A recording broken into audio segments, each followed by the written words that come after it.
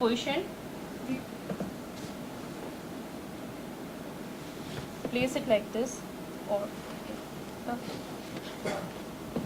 it like this, and here seeing on the knee, this is your patella. ढीला छोड़ दो, पैर ढीला छोड़ो. This is your patella right here. Here is the quadriceps tendon, here is your patellar tendon. Right here you can feel the tibial tuberosity. Just medial to the tibial tuberosity, here is the bursa incisoriana. So very common, this is inflamed. It is the insertion of and semitendinous. Sartorius, gracilis and semitendinous. And semimembranosus just attaches further posteriorly, and it is under the cover of the fibular collateral ligament. And tibial collateral ligament, under the cover of tibial collateral ligament. And right here on the lateral side, there is the Gerdy's tubercle, on which attaches the tensor fascia lata. Here is your patellar tendon, and posteriorly we have got that Baker's cyst. Baker's cyst is a cyst on the medial side of the knee, which happens between the semimembranous and the medial head of the gastrocnemius. Right? So Baker's cyst is again a direct communication between the knee joint and the cyst. So if it is a small cyst, and I have seen in few cases, if we drain it out and put in a little steroid and do a pressure bandage, it obliterates. But there is a recurrence. I agree to the point. It reoccurs in most of the cases. 70% cases where there is a recurrence. But if the patient is not willing for a surgery, you can always aspirate it and put in a steroid and do a pressure bandage. So coming over to the ultrasound, I need to come that side again.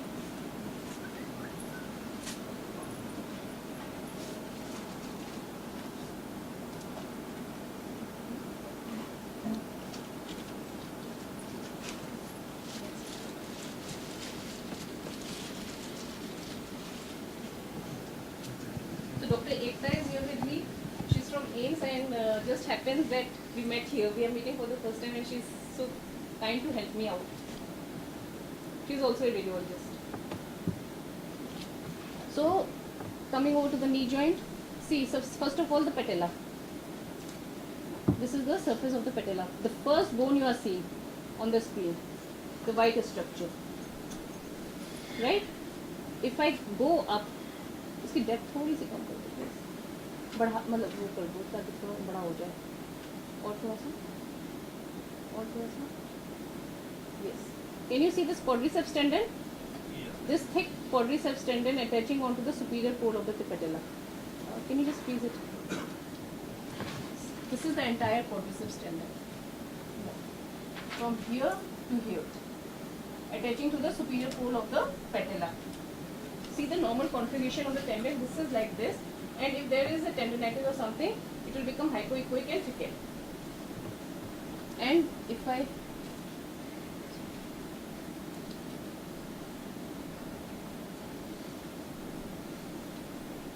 here, can you see this fluid collection? On yes, here. This craniocaudal. The upper end of the probe is towards the upper end of the patient. So this is a small fluid collection right here.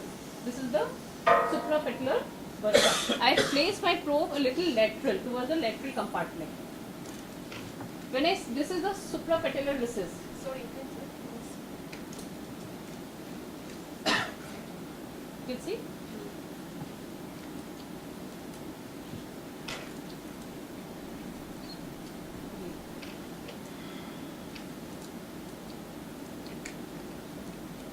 This is your suprapatellar recess.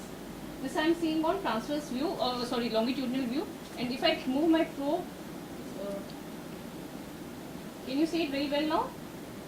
The fluid collection? Transversely. At the same point I moved it transversely. I have kept it like this. It was like this. I was seeing the long axis view of the quadriceps tendon. I moved it at the same plane transversely. So the quadriceps tendon is the first tendon which was seen there. Underneath is the suprapatellar pouch.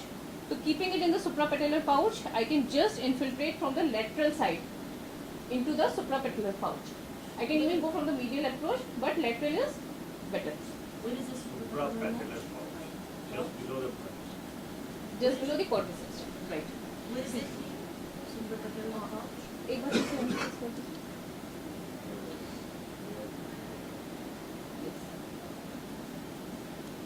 हाँ. Please. Here, this small collection. This is the this is the quadriceps tendon, and here is the pouch. If you put too much of pressure, this is going to obliterate because the fluid in the suprapatellar pouch is going to displace down. So you don't have to put too much of pressure. You just place your probe transversely. Why have I placed my probe transversely? Because if I do put it like this, then I'll have to do out of plane technique. If I place it like this, then I can go end plane technique and see the needle right in the suprapatellar pouch, and I can see it distending. This is important to give viscosupplements or to for drainage of the knee joint. Right? Now, after seeing this, the next thing which we will be seeing quickly will be, this is your patellar tendon. This white structure, yes. This is your this hypoechoic structure is the patellar tendon. See the normal contribution and its attachment. I have just placed my probe on the inferior core of patella to the tibial tuberosity. So this is your patellar tendon. Right? And underneath is the Hoffer's fat pad. This is commonly inflamed or involved in the jumper's knee. Those who do jumping. Coming on the medial side of the knee. See, can you just please? This is your cranially is the femur, and inferiorly is the tibia. You can see the medial meniscus. This wedge-shaped structure, hypoechoic wedge-shaped structure, is the medial meniscus. Over the medial meniscus is the medial collateral ligament. Medial meniscus is not very clear. It's very clear. This triangular structure which is inside the entry into the joint space. Yes, this is the medial meniscus. Right? And just over this medial meniscus, you can see this is the medial collateral ligament. This long structure, thin fibrillar structure is the medial collateral ligament. See the close approximity of the medial collateral ligament with the medial meniscus. It is adherent to it. So any injury to medial meniscus very often leads to medial collateral ligament.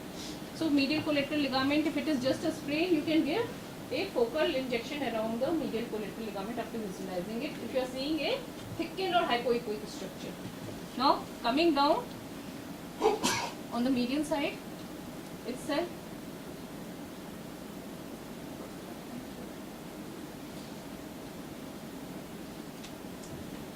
see here is your tibial tuberosity. This closest to the skin. Here is your tibial tuberosity. You cannot see anything posterior to it. And I am coming medially. And can you see these three dots here? They are not very well seen on this particular image. 1, 2, 3.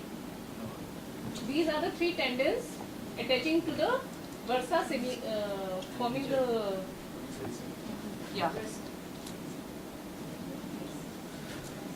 Yeah, that's right.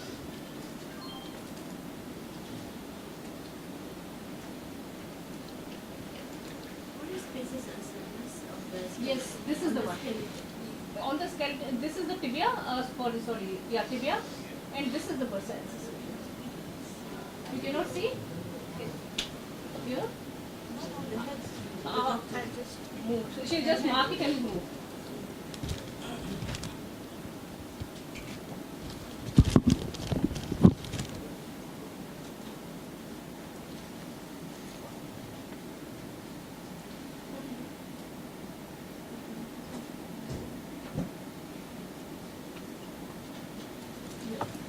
She has marked the three tendons nicely for you. What are these? Sartorius, gracilis and semitendinous.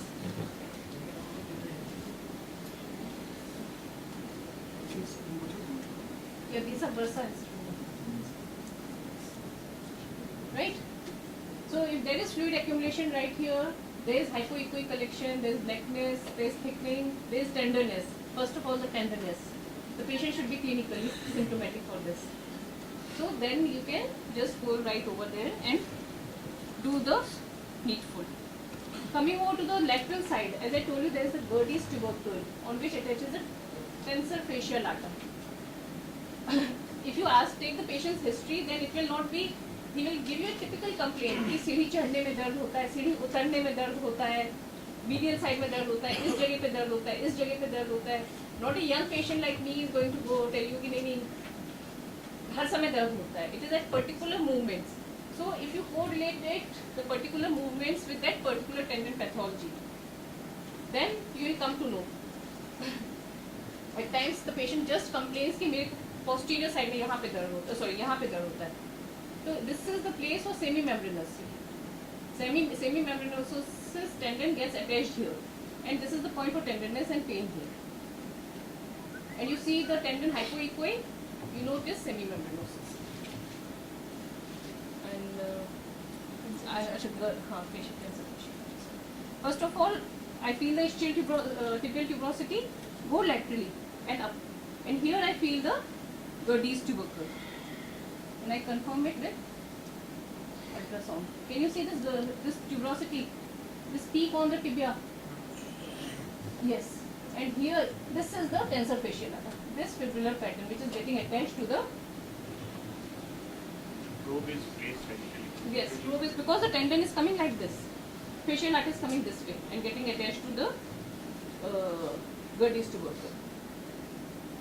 This is another very common point of pain and tenderness, and we can do a local infiltration there. If you can see it, symptomatic patient, ultrasound, if you've got your ultrasound, you can just put your probe there and do the knee. So, sorry? Jumper's knee is when your patellar tendon.